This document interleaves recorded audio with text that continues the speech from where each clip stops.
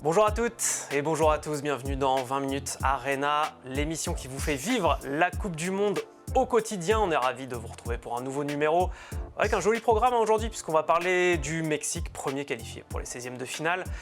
On vous donnera des nouvelles des Bleus qui se préparent pour la suite et aussi une petite séquence Gianni Infantino. Ah, Je vous en dis pas plus, Julien, et tout est moustillé. J'en frissonne d'avance de cette petite séquence, Nicolas. Ça va Julien, t'es Ça va prêt? et toi, impeccable. Fin de semaine, voilà, on attend le week-end quand même. Voilà, on attend de faire un petit peu relâche, mais on est content de vous retrouver.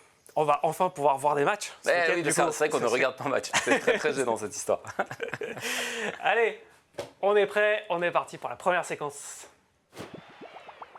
Et cette première séquence, Julien, c'est le traditionnel débrief Ouais. de la nuit, tout ce qui s'est passé la nuit dernière la nuit dernière ou soirée. Donc le Mexique, pour commencer, le Mexique qui a battu la Corée du Sud 1-0 la nuit dernière dans une ambiance liesse populaire évidemment à Mexico. Victoire compliquée quand même. Oui, Prestation assez terne dans victoire qu'on l'ensemble. qualifiera d'un peu heureuse. Voilà, un match nul n'aurait pas été immérité quand même pour les Coréens qui ont mieux joué, mais un peu, c'est vrai que les Coréens déjà au premier match ils avaient été assez séduisants. Et hier, on a un peu échangé sur le match et on se disait attention, la Corée, je pense que ça peut mettre en difficulté le Mexique parce que ça va vite, c'est rapide dans les transitions. Bon, ça va pas manquer, sauf que la cagade. La cagade, donc les Mexicains pas vraiment ballants et qui s'en sont remis à une grosse faute de main, il faut le dire, du gardien sud-coréen qui relâche un ballon totalement anodin. Alors il y a son défenseur qui vient sur lui et qui le gêne un peu. C'est la fameuse sortie où 9 fois sur 10 l'arbitre siffle faute parce que le gardien est au sol, alors qu'en fait la plupart du temps il est juste rentré dans son défenseur. Là, c'est ce qui et s'est là passé. l'arbitre n'a pas sifflé. Voilà. Et donc c'est Luis Romo qui en profite pour marquer au tout début de la seconde période. Et la suite, pas un peu sur le même dynamique finalement, mais les Sud-Coréens qui n'arrivent jamais à marquer. Quelques parades quand même du gardien mexicain à la fin qui sauve la patrie 2 fois sur sa ligne. Le Sud-Coréen en sort aussi. Bon, moi, par ailleurs, c'est pas un résultat qui escamote vraiment les chances coréennes. Voilà, Mexique sera premier du groupe a priori. La Corée a quand même un dernier match face à l'équipe la plus faible. Grâce parce que donc, disons-le maintenant, la Tchéquie qui fait un partout contre l'Afrique du Sud. Quand on voit le début du match, c'est la catastrophe quand même pour les Tchèques. Ouais, mais je crois que la Tchéquie, en fait, on la regarde comme une équipe. Des fois, quand on pense à la Tchéquie, on pense à la Tchéquie des grandes années, 2000-2010. Bon, ça fait quand même un moment que cette équipe, elle est en grande difficulté, même quand elle est qualifiée. On n'a plus Karel Poborski, quoi. Non, on n'a plus Smisser, on n'a plus Yann Koller. Voilà, bon, maintenant, on a Pavel Schul, qui est visiblement Pavel Schul, c'est compliqué depuis quelques semaines, déjà à la fin de saison à l'OL. Donc voilà, en fait, on se rend compte juste qu'il y a deux équipes très en dessous dans ce groupe. C'est la Tchéquie et l'Afrique du Sud. La Corée joue l'Afrique du Sud pour finir. Voilà, bon, pour moi, ça va faire premier, deuxième, sans plus d'histoire. Ouais. C'est bien que le Mexique, parce qu'encore une fois, ça leur assure un huitième à la maison et ça continue à faire vivre l'aventure à la maison. Un 16e d'abord, et s'il y a huitième, ce sera aussi à la maison. J'ai oublié qu'il y avait cette histoire de 16e de finale, tu fais bien de le dire. Ils vont jouer au Stade Azteca, normal, donc jusqu'en huitième, s'ils vont jusque-là. Deux matchs élimination directe à domicile. Bon, voilà, ça fait vivre un peu le feuilleton au Mexique, quoi. Ouais. Je voulais d'ailleurs te montrer une petite vidéo pour finir sur le Mexique. Voilà, ça se passe sur le Paseo de la Reforma. Tout à fait. Si on peut voir la petite séquence. La grande avenue mexicaine. Ouais, vraiment un monde de malades. 400 000 personnes. C'est beau, franchement. Tout ça pour une victoire en phase de poule. Imaginez cette équipe, bon, ça n'arrivera jamais, mais imaginez qu'il y ait une Coupe du Monde, je crois qu'il s'arrête de travailler pendant un an. Ouais, mais déjà, c'est jusqu'en huitième. Écoute, non, mais c'est ce serait bien, franchement, ce serait vraiment bien. Ok, pour le Mexique, on passe au Canucks. Enfin, 40 ans après leur premier match dans une Coupe du Monde, puisqu'ils avaient joué en 86 au Mexique. Et on les avait joués. Et on les avait joués. But de... C'est pas Jean-Pierre Papin qui marque. Papin qui marque. Il faisait tellement chaud qu'il avait dit qu'il avait perdu 8 kilos en jour-là, me semble-t-il. Les Canadiens tiennent enfin leur première victoire en Coupe du Monde. Et pas sur un petit score. Et pas sur un petit score. Pas à moitié, quoi. Un bon vieux 6-0 contre le Qatar, qui a terminé le match à 9, quand même, il faut le dire. Triplé de Jonathan David. Ouais. Bon, un peu du Jonathan David, ça lui arrive dessus un peu par hasard. Il est là, il marque. Voilà. Écoutez, pour ça qu'il joue quand même dans un grand club, même s'il ne joue pas beaucoup. Non, sale nouvelle quand même. En fait, il gagne contre le Qatar 6-0, c'est super, mais la blessure d'Ismaël Koné. D'Ismaël Koné, aperçu pour les fans de l'OM, vous l'avez vu un petit peu jouer, pas trop non plus. Mais non, la blessure est affreuse. un peu anodine, c'est-à-dire que le choc est pas non plus, l'adversaire vient pas pour faire mal, il l'accroche un peu. Et là, c'est le tibia péroné sans prévenir, la jambe pas à 90 degrés, mais enfin bon, on sent bien qu'il y a un os qui est sorti. Des images vraiment qui filent un peu la chair de poule, quoi. Et voilà, un joueur qu'on va perdre pour un moment. Franchement, et puis ça marque toujours un groupe en fait, ce genre de grosses blessures. Puis on voit même l'adversaire, on est là, quand ça m'a rappelé un peu moi Diakabi avec Valence il y a quelques mois, ça s'est arrivé, il me semble qu'on a un match contre le Real et c'est avec Tchouaméni qui regarde et qui se prend la tête à deux mains en disant mon Dieu, parce que voilà, tout le monde comprend que c'est un accident grave et que là on a un joueur qui est sur le flanc pour un an. Ouais, c'est le sélectionneur qui dit d'où il était, il a entendu l'os craquer et tout. Enfin, c'est un truc assez sale. Un peu coup dur quand même, parce que sur une victoire comme ça, où ça va te remettre dedans et tout, tu perds quand même un joueur important pour. Bon, tant mieux pour les Canadiens qui vont jouer la première place de la poule contre nos amis suisses. Tout à fait, un petit mot sur la Suisse aussi, donc, qui a cartonné 4-1 la Bosnie. Alors, ça a longtemps ronronné. Il y avait 0-0, figurez-vous, à la 73e. Et les 5 buts finalement marqués dans le dernier quart d'heure. Enfin, avec les arrêts de jeu, ça fait plus 20-25 minutes que 15 minutes. Mais merci aux entrants. Du coup, pour le coup, bon coaching de Yakin. Monzambi. Qui fait rentrer Johan Monzambi notamment, qui a été assez épatant. Le milieu de terrain de Fribourg. Ouais, John a annoncé gros prospect de Bundesliga. 20 ans, il a mis le feu dès qu'il est rentré. Il met un doublé, il est impliqué sur les deux autres buts. Non, mais les joueurs de FM vous diront que c'est pas une surprise. Voilà, parce que effectivement, il fait partie des jeunes talents suisses un peu attendus. Pour l'instant, il sort du banc. Peut-être que ça ne durera pas s'il continue à faire des entrées comme ça. Voilà, la Suisse qui rassure quand même après ce match nul contre le Qatar en ouverture. Bon, voilà, on rigole, mais la Bosnie, c'est pas non plus. Enfin, je veux dire, c'est difficile à jouer. Bon, pour leur en mettre 4, même si ça a pris un peu de temps. Ils ont été en supériorité numérique. Voilà, la Suisse sera au rendez-vous des 16e, comme attendu, quoi. Il y a Vargas aussi qui était rentré, qui a marqué. Vargas, vous avez toujours chacun, vous avez Mbolo devant. Ouais. Bon, la Suisse, c'est une équipe solide. Après, ça. Zakaria, tout ça, il y a de quoi faire. Ça se fera éliminer en 8e ou en quart, mais ça peut pousser. Voilà, la Suisse, ça fait partie des belles équipes de cette compétition. Très bon souvenir, la Suisse de 2021. Bah oui, évidemment. Typiquement, cette année-là, ils nous sortent à l'Euro et ils perdent au tir au but contre les Espagnols. Ça ne joue pas à grand-chose avec la Suisse quand ils sont là. Vous n'êtes jamais content de les jouer. Petit chiffre au passage, juste pour terminer, parce qu'avec les expulsions donc, des 2 Qatariens hier, ça fait déjà 6 cartons rouges dans cette Coupe du Monde. C'est déjà plus qu'en 2022 et en 2018. Donc c'est un chiffre assez important. On est quand même assez loin du record qui date de 2006. Je ne sais pas si tu as le chiffre. Non. Un chiffre énorme, 28 cartons rouges en 2006. Avec moins de matchs en plus, même si là évidemment on est qu'au début. Voilà, mais donc là on est déjà à 6. Attention, petite tendance avec les arbitres qui ne laissent pas passer grand chose, sauf l'arbitre de France, Sénégal. C'est surprenant parce qu'on a l'impression d'avoir vu des matchs où au contraire, on peut aussi parler de Messi contre l'Algérie, où il y aurait pu y avoir des cartons rouges sévères, moins sévères, mais enfin en tout cas le débat n'a pas existé. Et pour autant, moi je me rappelle le Mexique-Afrique du Sud du premier il y a une expulsion d'un joueur sud-africain un peu sévère. Bon, voilà, et je trouve que c'est pas forcément très cohérent. Voilà, parce que je trouve que les matchs, il y a des arbitres qui laissent beaucoup jouer, ce qui n'est pas désagréable. Parfois, du coup, j'ai du mal à comprendre pourquoi il y a autant de cartons rouges, même si ces cartons rouges, parfois, ils sont justifiés. Le carton rouge de la Bosnie, dernier défenseur, merci, au revoir. L'Afrique du Sud contre le Mexique, c'était pareil. Donc, je ne sais pas si on peut en retirer grand-chose. On va voir si. Il y a beaucoup d'erreurs individuelles, je trouve. C'est pas tellement un arbitrage plus sévère, moins sévère. C'est des joueurs qui font. C'est pas une tendance pour toi qui se dégage. Non, pour moi, c'est des erreurs individuelles. Alors, si pour moi la tendance est là, c'est qu'on a peut-être des joueurs qui ne devraient pas forcément être à une Coupe du Monde, qui sont dépassés et qui vont faire une boulette à un moment donné parce que ils sont un peu en dessous. Voilà, c'est comme ça que je le verrai. Ok. Eh bien, on est bon. Sur ce débrief, on passe à la deuxième séquence tout de suite. Le petit procès, parce que ça faisait longtemps qu'on n'avait pas parlé de Gianni Infantino, ça faisait au moins 2 jours. Voilà, et ça commençait à nous titiller un peu. On va s'intéresser aujourd'hui au bilan carbone de ce cher Gianni. Parce que hier, le Guardian, journal britannique, nous apprenait que le président de la FIFA s'était mis en tête d'assister à 2 rencontres par jour. Évidemment, dans une Coupe du Monde, avec des distances... Sur 3 continents et demi. Avec 2 pays immenses que sont le Canada et les États-Unis, c'est compliqué. Mais il a une petite astuce, notre ami Gianni, c'est qu'il voyage en jet privé. Il fait pas ça en vélo électrique.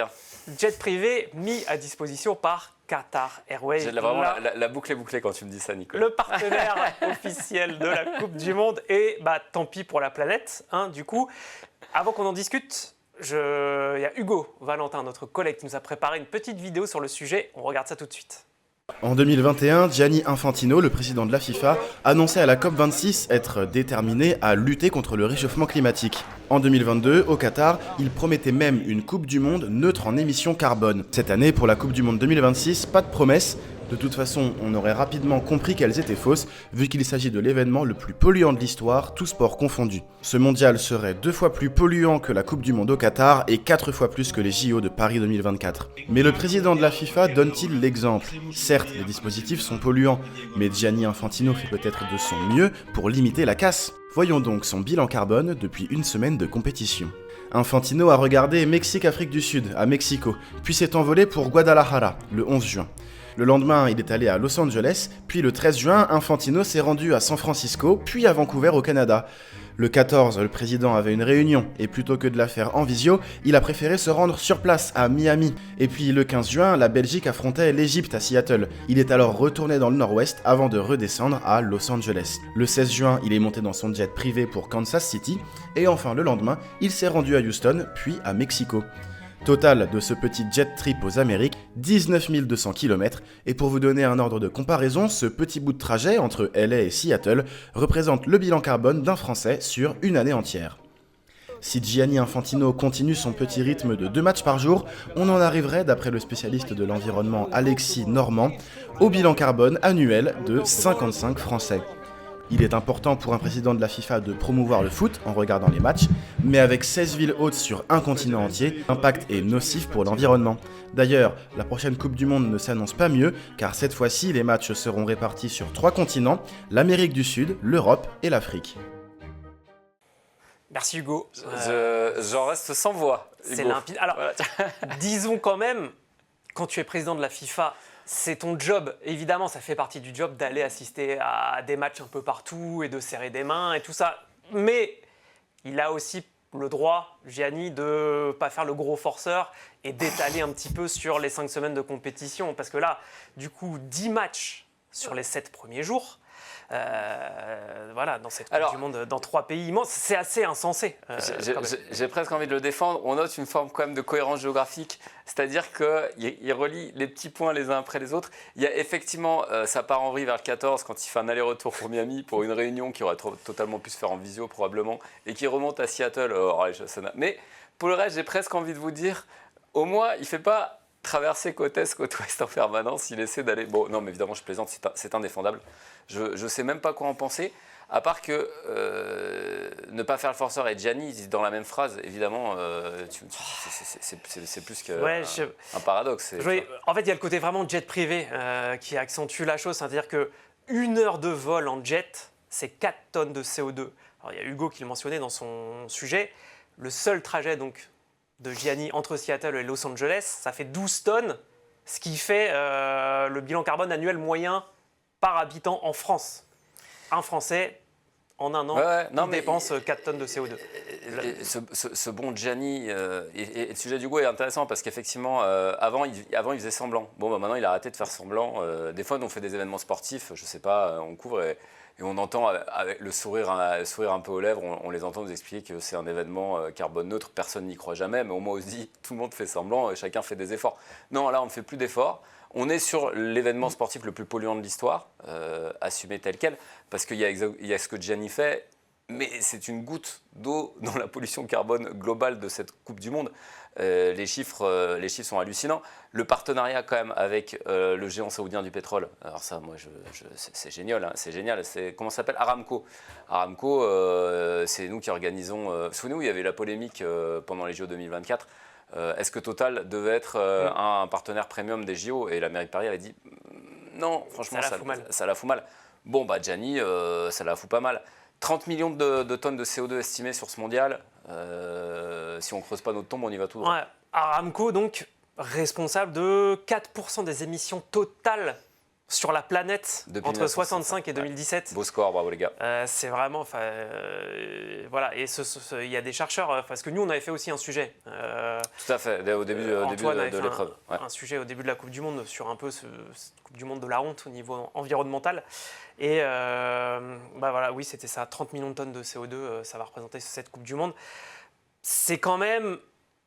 Enfin, voilà, et Infantino, il pourrait au moins essayer d'avoir de montrer une image un petit peu plus responsable, parce que bon, après on se dit, ok, la Coupe du Monde, c'est un événement planétaire, donc il y a des supporters qui viennent, qui se déplacent. Enfin, c'est difficile d'avoir un bilan carbone décent, c'est impossible. Mais au moins lui, il pourrait montrer un peu l'exemple, ce qu'il ne fait pas du tout. Et donc juste le chiffre qu'on a pris, enfin, je tenais aussi à citer parce que l'équipe a fait un papier là-dessus, et donc c'est eux qui citent le chercheur là, Alexis Normand, qui est le fondateur de Greenly, le cabinet de conseil en environnement, et donc il a fait une petite projection, et il dit si Infantino il se tient à ce rythme, ça fera 300 à 500 tonnes de CO2 et même 900 tonnes si on prend en compte l'altitude, ça dépend comment tu calcules. Mais bref, c'est totalement délirant ce qu'il nous fait sur cette Coupe du Monde. Non, mais c'est vrai que là on en sourit, mais on en sourit jaune, parce que ne pas montrer l'exemple à ce point-là, en fait il se fiche de nous, Infantino se fiche de nous, mais à partir du moment où il a décidé que cette Coupe du Monde elle se jouait avec beaucoup plus d'équipes et sur plus, le signal il était là. Parce que le Qatar, c'est vrai que le Qatar, voilà, avec ses défauts, il a fallu tout construire, mais c'est vrai que le Qatar, c'était un seul endroit. Voilà, donc il y avait moins de problématiques de déplacement, notamment d'équipes, de supporters. Bon, là, il s'en fiche, il le montre. À partir du moment où cette Coupe du Monde, elle est à 48 et elle est du Mexique jusqu'au Canada, bon, voilà, le message est clair. La prochaine, comme tu l'as dit, alors c'est 3 pays européens, donc c'est Espagne, Portugal, Maroc. J'ai presque envie de dire que c'est un moindre mal. Européen, le Maroc. Oui, effectivement. On sait dans la même zone géographique. Dans la même zone bassin méditerranéen, autant pour moi. Mais bon, finalement, c'est une zone, je veux dire, voilà, vous allez de Madrid au Maroc, à Rabat, je ne sais pas, c'est peut-être 2 heures, 3 heures de vol. Finalement, c'est comme si vous jouiez un mondial en Californie. Quelque part... Il a été collé des matchs en Uruguay. Il a quand même collé 1 ou 2 matchs, c'est vrai, quand même pas, parce qu'il va falloir augmenter un peu le volume carbone, donc il y a 1 ou 2 matchs en Amérique du Sud. Voilà, mais on retourne après en Arabie Saoudite, il faudra voir ce que ça donne. Voilà, finalement, Gianni Infantino, il fait qu'assumer au grand jour. Je le trouve assez raccord avec l'atmosphère générale des grands décideurs.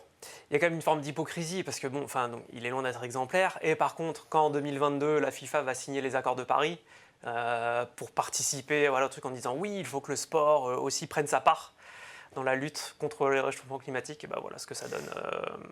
Conclusion. Et juste, alors, petite parenthèse pour finir aussi là-dessus, il a été épinglé par une commission suisse.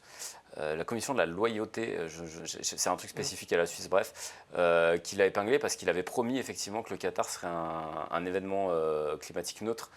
Et ça a l'air d'être un peu une sorte de récompense de politique awards des hommes politiques, ou en tout cas des gens importants qui n'ont pas respecté leurs promesses. Et il avait été épinglé à ce titre-là parce qu'en effet, avant, il mentait. Aujourd'hui, non, il ment même plus, s'en fout. Ouais, c'est ce qu'il disait Hugo dans le sujet, à savoir, bon là, il a même rien dit, comme ça, au moins, il est tranquille. Juste la conclusion de Peter Crisps, le membre de l'organisation Fossil Free Football. La FIFA se fout de l'environnement. Voilà. Non, mais je pense que c'est totalement, encore une fois, c'est totalement assuré.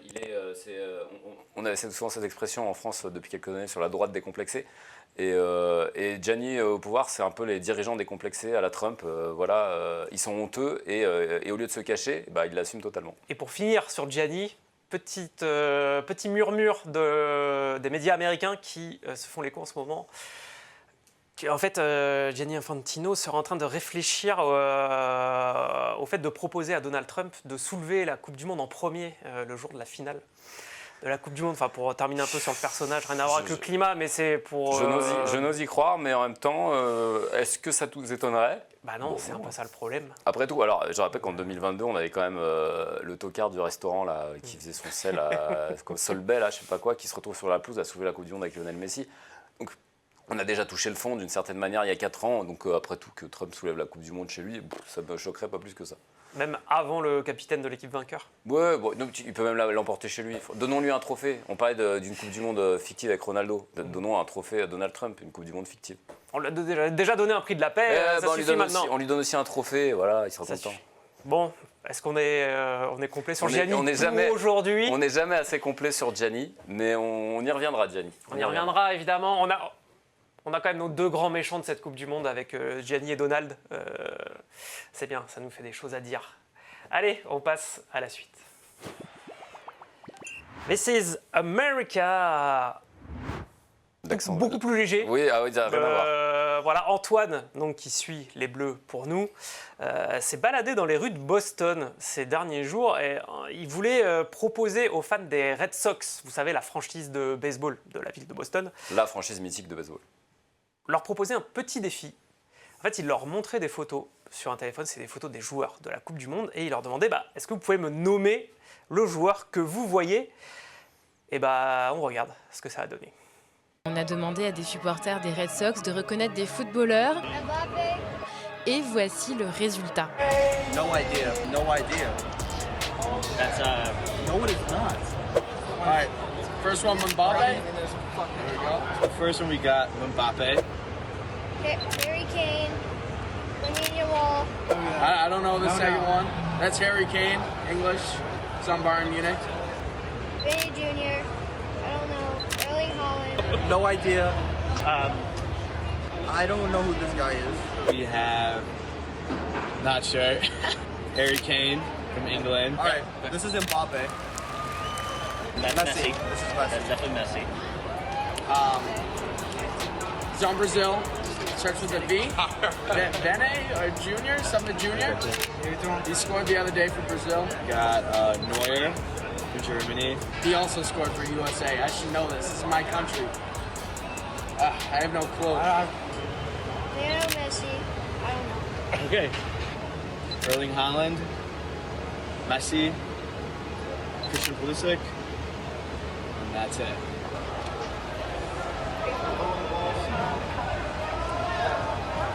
We don't know this guy. That's it. Okay, no problem. He's the GOAT. Christian Pulisic, my country. Yeah. Here we go. Bon, eh bien, parmi notre liste, personne n'a reconnu Michael Olise. Michael Olise, les gars, quand même. Alors, ça va venir. En fait, je comprends. Honnêtement, c'était un peu un piège, franchement, pour des gens qui ne suivent pas le foot. Michael Olise, honnêtement, quand tu ne suis pas le foot, et je pense qu'en France, il y a plein de gens qui ne savent pas qui c'est non plus, Michael Olise. Ça va changer quand il va soulever le trophée de meilleur joueur du mondial dans un mois. Mais pour l'instant, c'est normal. Ouais. Non, mais ça nous fait marrer, vu d'Europe et tout, un Ouais. petit peu. Mais en même temps, moi, personnellement, tu me mets des photos de joueurs de MLB, j'en prends Alors, pas. j'en connais pas un à part Joe DiMaggio, je crois qu'il est mort. Mais non, mais alors, cela dit, comparons ce qui est comparable. Le baseball, ça n'intéresse que les Américains. Le football est le sport universel par excellence. Et ça nous rappelle un petit peu, mais franchement, là c'était très sympa parce qu'ils ont joué le jeu et tout. Antoine nous disait qu'il y en avait plein qui avaient refusé de lui parler en disant non, on ne veut pas passer pour des pitres. Ceux-ci, franchement, ils ont joué le jeu, c'était sympa. C'est vrai que ça nous rappelle toutes ces vidéos où on demande à des Américains de placer un pays dans le monde et où ils racontent absolument n'importe quoi. C'est parfois caricatural, mais ça se rapproche souvent de la vérité. Voilà. Bon, là, ils connaissaient quand même les basiques. Voilà, Olise, en vrai, je leur en veux pas de pas connaître Olise. Il était fort, le petit. Ouais, notamment, le petit, tu sentais il en a pas mal. Hein. Le petit fan de foot. Ouais. Mais franchement, non, ça va, honnêtement. Et surtout, ils ont répondu. Et c'est ce que nous disons du bien des Américains parfois, parce que c'est vrai qu'on ne le fait pas souvent. Ce que nous disent Antoine et Emeric, nos deux envoyés spéciaux sur place, c'est que vraiment, à chaque fois, quand ils font ce type de sujet, qu'ils vont vers les gens, à chaque fois, en face, ça répond, ça participe, ça veut aider. Enfin, c'est des gens sympas, voilà. En tout cas, qui mettent à l'aise et qui participent à ce que vous leur demandez, contrairement à l'image de leurs dirigeants. On dit du mal sur l'organisation, la FIFA, l'administration Trump et tout, mais c'est vrai qu'eux, ils disent, franchement, les Américains, tu vas leur demander quelque chose, ils sont super souriants. Ouais. Toujours prêts à proposer de l'aide, achat, tiens, tu veux que je t'emmène là et tout. Non, voilà. Donc c'est bien aussi de le reconnaître et de partager ce genre de petits moments. Allez, passons à la prochaine séquence. Et oui, des nos Bleus. Des nouvelles des Bleus, ça faisait un petit moment depuis mercredi. C'est vrai que post-match, on s'y intéresse moins pendant un ou deux jours après. Voilà. Mais là, ça reprend parce qu'en plus, le match est lundi et comme on est vendredi, on ne va pas se revoir avant. Donc, non. Donc on va parler. On va se revoir un peu avant, lundi 23h. Oui. On va se revoir un peu avant. Mais là, c'est aussi le bon moment pour remettre un peu en route la machine. Les Bleus qui se préparent. Donc c'est 23h, heure française. On le rappelle. Déjà, première nouvelle. Il fait un peu meilleur à Boston. Antoine nous disait un petit 26-27 degrés pour jouer au foot, c'était parfait ces derniers jours. Une petite alerte tornade, mais décevante. Du coup, alerte tornade, mais non. Non, alerte bruine normande. Je crois que c'est pas aller plus loin que ça. Voilà. Voilà. Mais tant mieux. Pour le petit point météo, Juste petite info avant de parler terrain, les joueurs et le staff ont pris la traditionnelle photo avec le maillot de leur club formateur. Vous savez, dans la ça a été mis en place depuis quelques compètes, donc grandes compètes maintenant. Voilà, c'est toujours sympa de mettre en valeur aussi les clubs qui ont permis de façonner nos futures stars. J'ai appris que Philippe Diallo a joué au FC Nantes. Et voilà, et Philippe Diallo a voulu participer. Pas sûr qu'au centre de formation à la Jaunelière, on s'en souvienne, mais... Deux maillots de Bondy, hein, les maillots verts, voilà, comme vous avez pu repérer.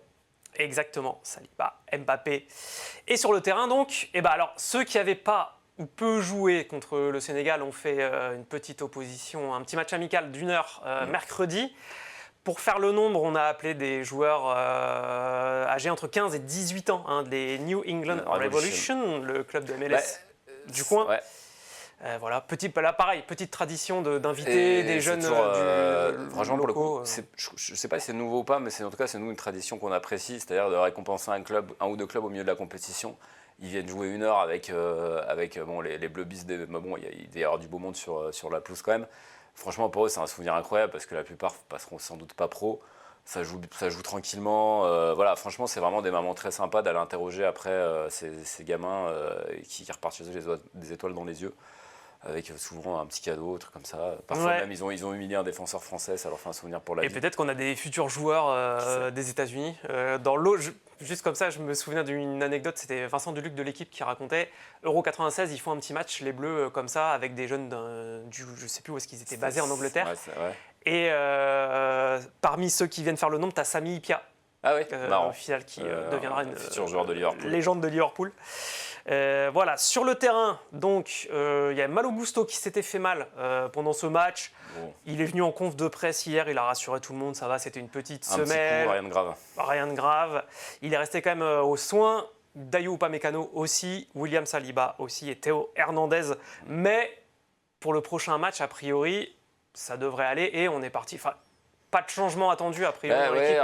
C'est vrai que Deschamps, fidèle à ses habitudes de manager, sauf s'il a un changement tactique à opérer, c'est vrai qu'il ne change jamais avant d'être qualifié. Surtout ces grandes phases finales, premier, deuxième match, c'est la même équipe. Sauf quand il veut changer contre 2018, mais parce où on était parti. Voilà, on était parti en 4-3-3. C'est ça. Et c'est Dembélé d'ailleurs qui ont fait les frais. On passe en 4-2-3-1 direct avec le fameux Matuidi ailier gauche et Mbappé ailier droit. Matuidi Charo. Et après on n'en bouge plus. Voilà, c'est ça. Mais sinon, il est content de son entrée en matière. Ça a quand même globalement fonctionné. Donc en fait, le plan, c'est on met la même équipe a priori et avec Olysée en 10 et Dembélé sur le côté, on échange la position. Et on fera tourner a priori contre la Norvège. Ça, on va voir. Ça, on ne sait pas encore. Non, on ne sait pas encore. Peut-être qu'il va tenter de relancer Ousmane en 10 pour lui donner un peu une autre chance et voir ce que ça peut donner. Je pense que contre l'Irak, il peut relancer, effectivement. Mais quelque part, ça nous donnera assez peu d'indications. Enfin, on pourra en reparler, mais je pense que l'Irak, c'est faible. Voilà, bon, la Norvège a gagné 4-1. Je ne vois pas mettre moins de 4 ou 5 buts contre les Irakiens. Et dans ces circonstances-là, je veux dire, tous les joueurs offensifs, ils vont briller. J'espère Dembélé aussi, mais je ne sais pas si ça relancerait le débat de fond. C'est trop faible en face pour se dire il faut relancer Dembélé. Voilà. Bon, en tout cas, Deschamps ne va pas faire tourner.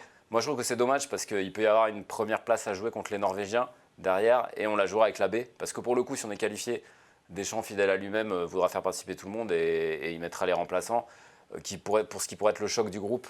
Bon, moi, ça m'a toujours un peu surpris, sachant que l'Irak, honnêtement, même en faisant tourner, je pense qu'on gagne assez facilement. Tout en se disant qu'on peut faire rentrer un Mbappé, un Dembélé si on voit que ça tourne mal.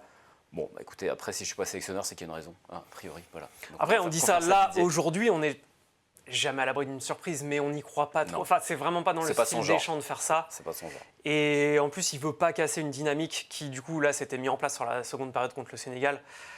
Effectivement, après, peut-être que la Norvège fera pareil si la Norvège est qualifiée aussi en battant le Sénégal. Sauf que les Norvégiens, ils ne seront pas qualifiés. Ils ont fait. S'ils battent le Sénégal, ils seront qualifiés, je suis d'accord. Mais s'ils ne battent pas le Sénégal, c'est vrai qu'on part du principe que moi, qu'ils ne battront pas forcément le Sénégal. Oh oui, toi, tu sais. Je ne sais pas. Non, mais effectivement, peut-être que. Ou alors, si on ne fait pas tourner, peut-être qu'une solution serait quand même, par rapport au match du Sénégal, pendant le match, de faire des remplacements assez vite. C'est-à-dire que contre le Sénégal, il n'y a quasiment rien changé.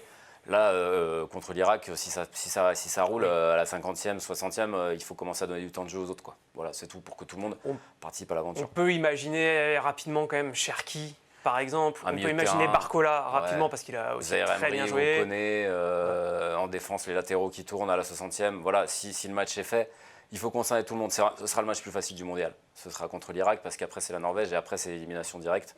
Donc il n'y aura pas 36 autres occasions d'être à l'aise. Après je vous dis ça se trouve on sera un partout à la 70e.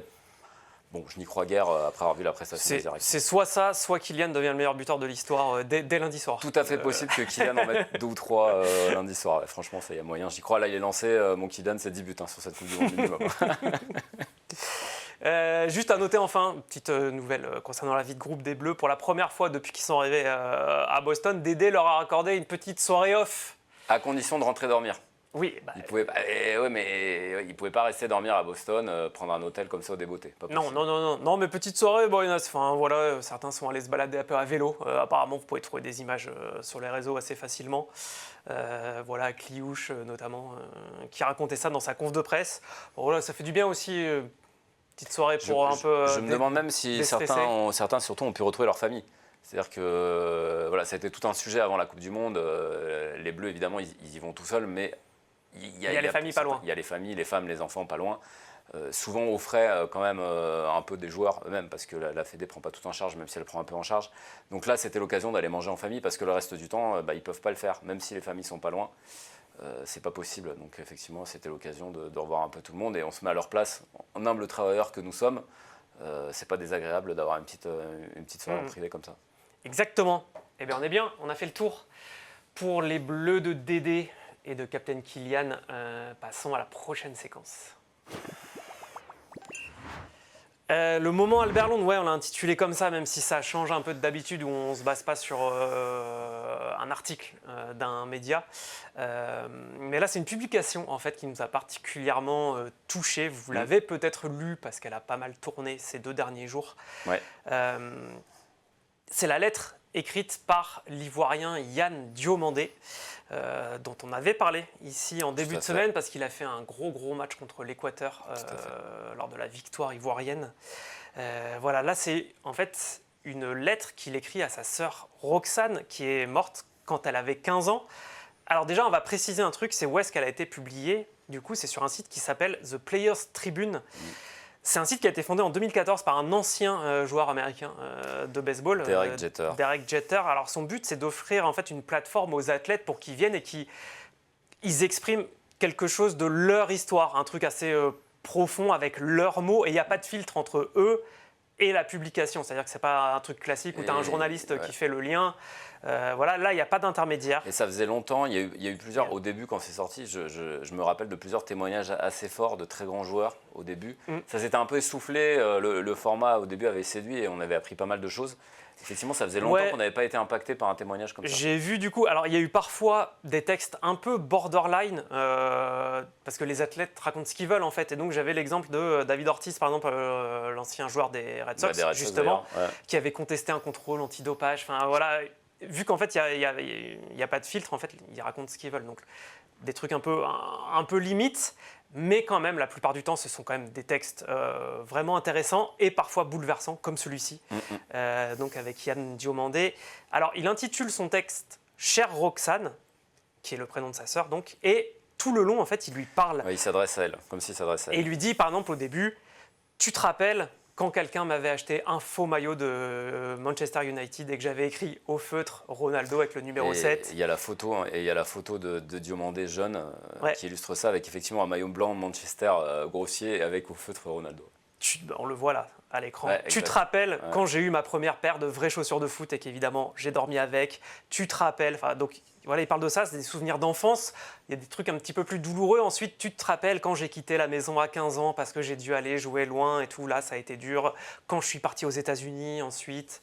Voilà, on sent vraiment un truc, tu vois, le lien ça monte fraternel. Crescendo vers le dénouement malheureux qui est quand même assez terrible parce qu'on ne le voit pas vraiment venir. Ouais. En fait, il raconte tout ça, donc ce lien, tu sens quelque chose de très fort. Et il raconte, il est à Leganés, il vient d'arriver en Espagne. Très jeune, 17 ans. Hein. C'était en 2025, mars-avril 2025 de l'année dernière. Donc, il reçoit un coup de fil et là, on lui dit direct, écoute, ta sœur, elle est partie. Il comprend vite quoi, elle est partie et tout. Ta sœur est morte. Enfin, en plus, ils n'ont pas cherché à adoucir un petit peu la nouvelle. Et en fait, Diomandé, il raconte comme, en fait, dans sa tête, dans son cœur, tout d'un coup, tout s'est brisé, quoi.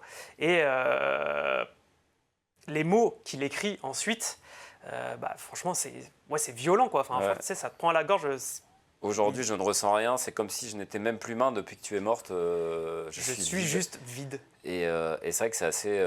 C'était vraiment. Ça faisait longtemps qu'on n'avait pas lu en plus un footballeur jeune. Enfin, c'est-à-dire que c'est des gens qui en général sont encore en construction. Et de raconter aussi un truc aussi fort. On peut imaginer quelqu'un qui arrive en Europe, loin des siens, qui a tout à prouver. Il y a ça qui lui tombe sur la tête. Enfin, je veux dire, il faut imaginer derrière la résistance, la résilience dont il doit faire preuve pour quand même réussir, parce qu'il fait même pas un an à Leganés, il cartonne.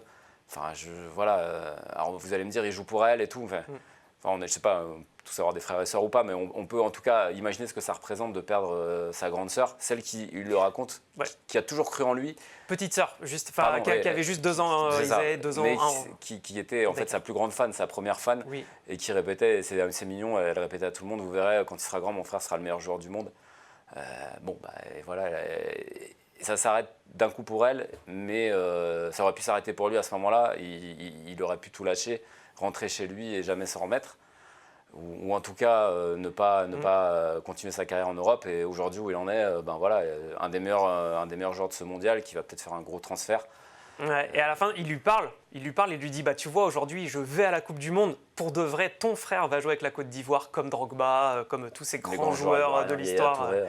Et il dit, moi, quand je suis sur un terrain, en fait, je vois pas le match, je vois pas le terrain, je vois une scène, et c'est ma chance de montrer au monde entier ce que tu as vu en moi. Et à chaque fois que je marque un but, je vais faire en sorte que tout le monde connaisse ton nom. Voilà, il joue vraiment pour elle. Tu disais toujours que je pourrais être meilleur que Cristiano, et c'est vraiment ce qu'il dit, là, je vais le croiser, Cristiano, et je lui parlerai de toi, tu vois, quand je vais le croiser. Enfin, c'est mouvant, c'est mouvant. Et au-delà de Diomandé lui-même, ça nous rappelle quand même que on juge des joueurs parfois durement et qu'on oublie que derrière le joueur il y a des hommes. Alors c'est un peu impensif ce que je viens de dire, mais c'est aussi c'est des hommes qui traversent des trucs pas toujours simples. Voilà, moi par exemple sur Mbappé, Dembélé en ce moment, Dembélé subit un peu dans d'autres circonstances, mais une espèce de bashing permanent. Je veux dire, il faut imaginer ces joueurs avec quoi ils doivent vivre au quotidien, ce regard public jugé en permanence, alors que dans leur vie perso, ils peuvent avoir des hauts et des bas, des coups durs, comme tout à chacun, et pour autant, tous les samedis, ils vont sur le terrain, et en prenant le risque de passer pour des peintres, et derrière, de se faire insulter dans tous les sens. Voilà, parfois, ça invite à l'humilité, ce genre de témoignage, je trouve, par rapport à la façon dont on peut les juger au quotidien, tous ces joueurs à la Coupe du Monde ou pas à la Coupe du Monde, tu vois, parce qu'ils peuvent traverser des trucs de dingue, et pour autant, ils sont toujours scrutés en permanence dans ce qu'ils font ou ce qu'ils font pas. Ouais, allez le lire, vraiment, si ce n'est pas déjà fait. C'est dispo en anglais, en français, donc sur le site The Players Tribune. Et oui, ça remet un peu des choses à leur place. Exactement. Toujours intéressant. Et on le regardera je termine, on le regardera contre l'Allemagne, on est impatient de le voir contre l'Allemagne. Tout à fait. Allemagne-Côte d'Ivoire, qui est un des très gros matchs à suivre de la deuxième journée, ce sera ce week-end. Ça tombe bien parce qu'on va parler des prochains matchs. Voilà, on est parti. Les prochains matchs.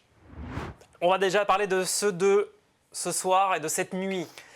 On a le Brésil qui va jouer contre Haïti.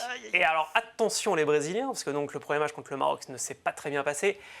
Imaginons qu'il se passe quelque chose contre Haïti. Non, mais là, je ne veux même pas imaginer comme ça. On en est là. Le feu que ça va être. On en est là. On en est à douter du Brésil contre Haïti, Nicolas. Ouais.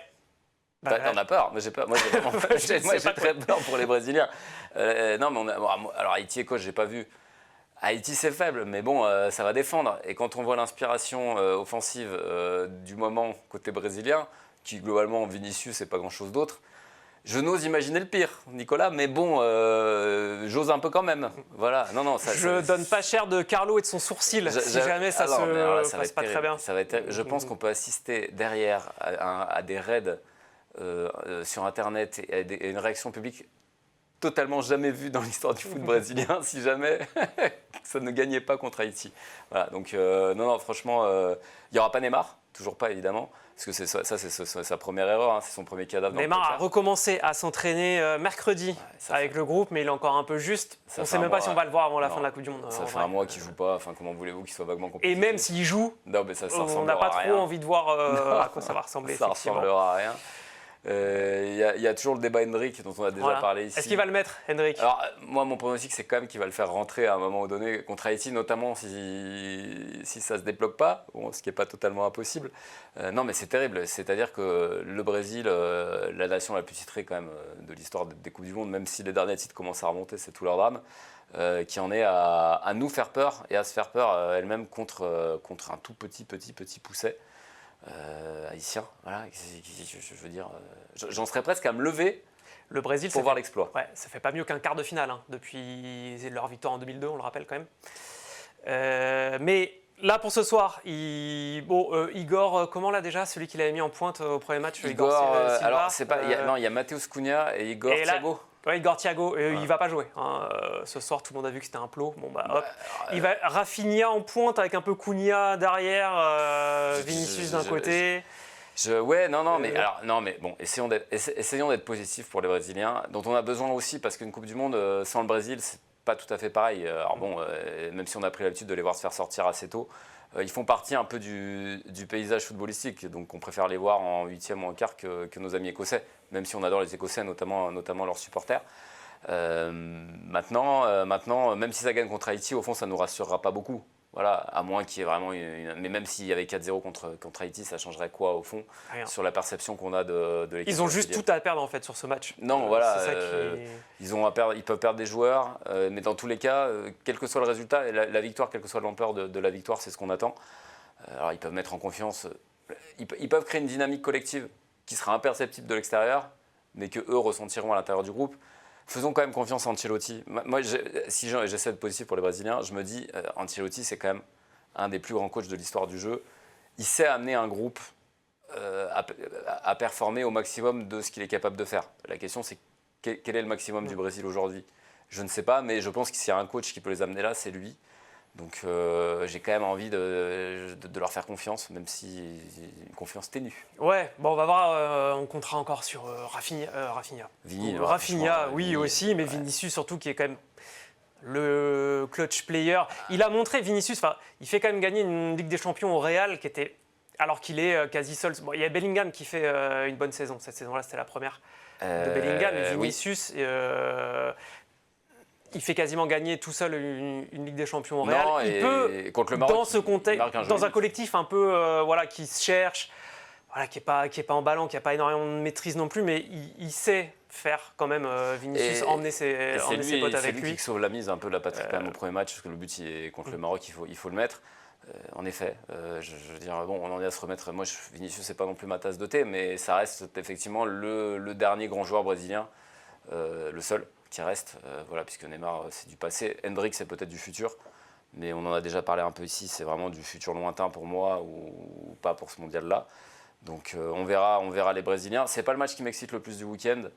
Moi j'ai hâte de voir cette Allemagne-Côte d'Ivoire, vraiment, parce que les Ivoiriens ont gagné leur premier match, ça les a lancés, même si ça n'a pas été simple contre l'Équateur. Donc j'ai hâte de voir quelle est la réponse de l'Allemagne, particulièrement parce que l'Allemagne est dans notre partie de tableau. Et qu'en fait, avant de nous jouer, ce sera leur plus gros match si on en arrive là. Et quelque part, j'ai envie de me rassurer en voyant l'Allemagne et en les voyant galérer contre la Côte d'Ivoire. Parce que nous, on a galéré contre les Ivoiriens, c'était en amical. Ouais. Mais franchement, la défaite, elle n'est pas scandaleuse. Alors après, on peut se réfugier derrière la préparation, tout ce qu'on veut. Bon, malgré tout, ils ont été plus forts que nous ce jour-là, et notamment en deuxième mi-temps.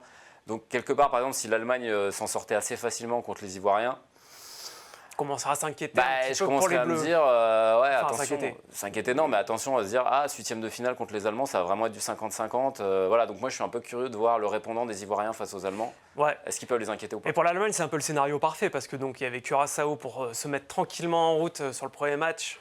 On a dégourdi les jambes, on a fait le plein de confiance avec 7 buts. Et là, tu arrives donc sur le deuxième, c'est bon, t'es chaud sur le gros test de cette phase de poule. Et ouais, moi aussi je suis curieux, ce sera donc samedi, Allemagne-Côte d'Ivoire. Juste après Pays-Bas-Suède.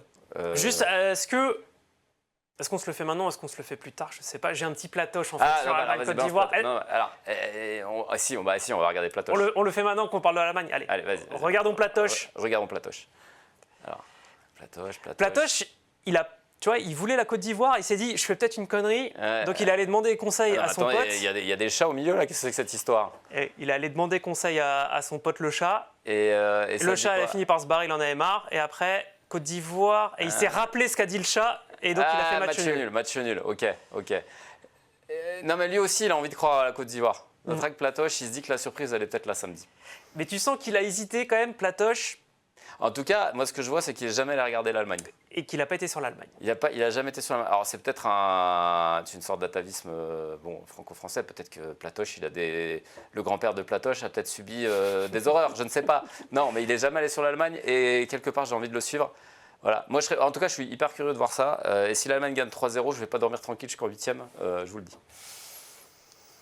Ok, donc à suivre samedi. Et On a Pays-Bas-Suède. samedi, on a aussi Pays-Bas-Suède. Match intéressant. Match intéressant. Alors, match intéressant au regard des premières prestations. C'est vrai que la Suède a roulé sur la Tunisie. On a parlé de nos pauvres amis tunisiens. Bon, voilà, donc je pense qu'il faut relativiser cette victoire. Les Pays-Bas ont été tenus en échec quand même par le Japon. Là aussi, il y a une première place de groupe au bout. Si les Pays-Bas ne gagnent pas, on peut penser que voilà, ce sera mort pour eux dès là. Ce sera pour la première place, effectivement, ça paraîtra mal engagé. Donc un peu de pression sur les coéquipiers de Van Dijk et Memphis. Voilà. Qui se font rejoindre au premier match. De manière qui se ratent leur premier match. Franchement, ils doivent le gagner. Ils doivent le gagner. Ils se prennent un but sur corner contre les Japonais à 2-1. C'est pas sérieux. Donc, à voir si la Suède confirme ses promesses du premier match avec Isaac et Gyökeres devant. Est-ce que la Suède serait devenue une équipe spectaculaire ? Non, certainement pas. Je vois pas pourquoi ça durerait. Donc, je m'attends à une forme de retour aux bases, à savoir une victoire hollandaise sans contestation. Voilà. Et on a aussi à suivre. On va revenir à ce soir. Donc le pendant de Brésil-Haïti, c'est Écosse-Maroc, évidemment. Ouais, on n'en a pas parlé. Ouais, les Marocains, sympa aussi de revoir les Marocains, donc ils sont très très bien débrouillés contre le Brésil. Mais qui n'ont fait que match nul. Petit Boisdi, ils ont fait que match nul. Donc là, l'Écosse, ça a gagné difficilement contre Haïti 1-0. Si le Maroc veut avoir des ambitions dans cette Coupe du Monde, il faut gagner ce match. Oui, parce qu'il y a tout à fait un scénario où le Maroc fait match nul contre l'Écosse, les Brésiliens gagnent, et d'un coup l'Écosse se retrouve, le Maroc se retrouve troisième du groupe. Alors bien sûr, il restera Haïti. Je ne me fais pas trop de soucis, mais comme tu dis, pour marquer un peu le coup, pour montrer que ça peut être une équipe qui reste sur une demi-finale de mondial et qui peut faire aussi bien. Et pour s'offrir un tableau, parce que si tu finis troisième, tu t'exposes forcément à un 16e de finale compliqué et un 8e, on n'en parlons pas. C'est extrêmement compliqué. Si tu veux te dégager un peu le tableau parce que tu as envie d'aller voir les quarts de finale, au moins, et c'est là que ça se joue. Ça, c'est à minuit. Et effectivement, on aurait du mal à pardonner aux Marocains de ne pas gagner ce match. Après, il faut voir la manière. Tout peut arriver sur un jeu de foot. Ils peuvent ne pas avoir de chance, buter sur un grand gardien, je ne sais quoi. Mais ouais, j'attends rien d'autre qu'une victoire. Est-ce qu'on le live ce match, Julien, sur le site de 20 minutes, alors, on le live, on a hésité un peu, mais on va le liver. Enfin, nous non, mais Quentin qui va se sacrifier. Ce soir, après avoir livé les USA contre le Paraguay, qui est en ce moment-là, et après il va se sacrifier, il va pousser au Maroc à minuit. États-Unis pas contre le Paraguay, mais contre l'Australie. L'Australie, joli choc celui. Beau choc entre les deux équipes qui ont gagné leur premier match. Donc première place en jeu, tout simplement. On va voir si nos amis américains restent sur leur dynamique du premier match. Qui commence à monter. S'ils gagnent ce match-là, ils sont premiers du groupe, quasi sûr. On va commencer à se projeter sur le tableau. Il peut y avoir pareil, voilà, parce que si on veut que cette Coupe du Monde elle prenne, il faut aussi que les États-Unis y mettent leur part. Donc moi je vois bien les États-Unis nous faire une petite aventure sympa. Donc ça Balogun toujours en pointe. Alors s'il continue sur avec Pulisic au soutien. Sur sa lancée. Et donc ce Turquie-Paraguay. Ouais. Les deux qui ont perdu, forcément. Moins intéressant, mais. Alors, est-ce que la Turquie n'est pas totalement en train de. Je ne sais pas, parce que moi, cette défaite contre la Turquie, elle n'était pas dans mon bingo contre l'Australie au premier match. Donc, voilà. Est-ce que ça fait partie de ces équipes dont on peut attendre quelque chose et qui vont complètement passer au travers et qu'on ne verra même pas en 16e de finale ? Franchement, j'attends de voir. Après, Paraguay, après, on a pris 4. Est-ce que la Turquie va se relancer ? Logiquement, oui, mais bon... Ouais, mais tu parlais un peu de l'ambiance, tout ça. Enfin, on a aussi envie d'avoir une... La Turquie, c'est un beau peuple de foot après, aussi. Ils sont nuls, qu'est-ce que je te dis ? Mais je sais, mais envie de les voir pousser un petit peu dans la compétition pour... J'entends bien, mais en plus, moi, il y a des beaux joueurs. Moi, j'aime beaucoup Boulard, que je trouve... il fait partie pour moi des 4-5 joueurs qui me font un peu lever de mon siège. Mais bon, maintenant, il faut gagner des matchs. Vous perdez contre l'Australie, les gars, moi, je ne peux pas vous sauver non plus, quoi. Donc...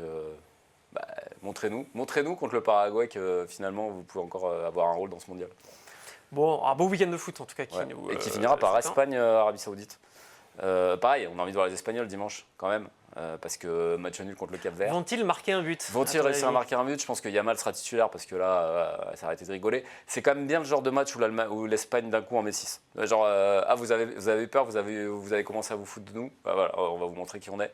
Je les vois bien balayer l'Arabie Saoudite. Je peux me tromper, mais à mon avis, ça va réagir sèchement pour montrer aux autres. Mais il faudrait, parce que favoris. mine de rien, j'entendais une stat ce matin qui était, depuis leur titre en 2010, l'Espagne, c'est 3 victoires en Coupe du sont Monde, nuls. en fait. Ils sont nuls en Coupe du Monde. Non, mais historiquement, l'Espagne est un pays qui est très fort à l'Euro ces dernières années. Enfin, je parle des années de gloire de l'Espagne, évidemment, depuis 20 ans. Et effectivement, en Coupe du Monde, ils passent au travers tout le temps. 2014, poule, 2018, 8e, 2022, 8e. Ils ont un mauvais karma en Coupe du Monde. Donc c'est pour ça, voilà, ce ne serait pas non plus très étonnant qu'ils n'aillent pas loin. Maintenant, ne pas les voir gagner contre l'Arabie Saoudite, voilà, ça me paraît très surprenant. L'Arabie Saoudite qui a beaucoup souffert au premier match contre l'Uruguay, ils prennent un point. Bon, moi j'aimerais bien voir l'Espagne gagner et l'Uruguay et avoir un beau choc pour la première place.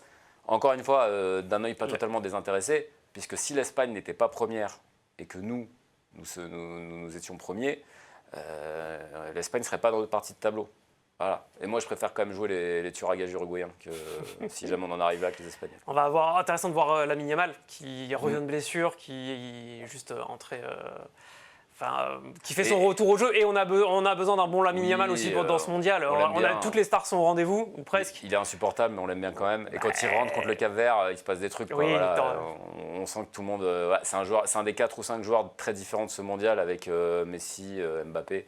On a envie de le voir vraiment tout en haut, donc, sauf contre nous. Voilà, donc, mais bon, Espagne, et je sais plus, après il doit rester un match dimanche. On se souvient encore de cette demi-finale d'Euro. On s'en souvient un peu trop. On s'en souvient un peu trop. C'est pour ça, ouais, les Uruguayens, c'est pas mal. Non, mais c'est pour ça, moi vraiment, c'est pour ça, l'Espagne, je pense les voir réagir, mais quelque part, si l'Arabie Saoudite peut les accrocher, je dis pas non plus. Et ben voilà, je crois qu'on a bien fait le tour là sur le week-end qui s'annonce. Profitez bien de ce beau week-end de foot. Hydratez-vous parce qu'il va faire chaud. Et puis nous... Moins pour nous que pour les joueurs, ça va dire. Ça devrait aller. On profite, il reste quelques secondes pour saluer Théo en régie qui nous a bien aidé jusque-là. Et c'était sa dernière émission aujourd'hui. C'est sa dernière, Théo. On espère qu'il sera remplacé par aussi bon que lui. Et voilà, mais on espère que ça va être la barre est haute. La barre est haute. Merci Théo et merci Antoine qui l'accompagne évidemment. Pour le reste, écoutez, bon week-end tout le monde et on se retrouve lundi. Allez, hydratez-vous bien et à lundi. Ciao tout le monde.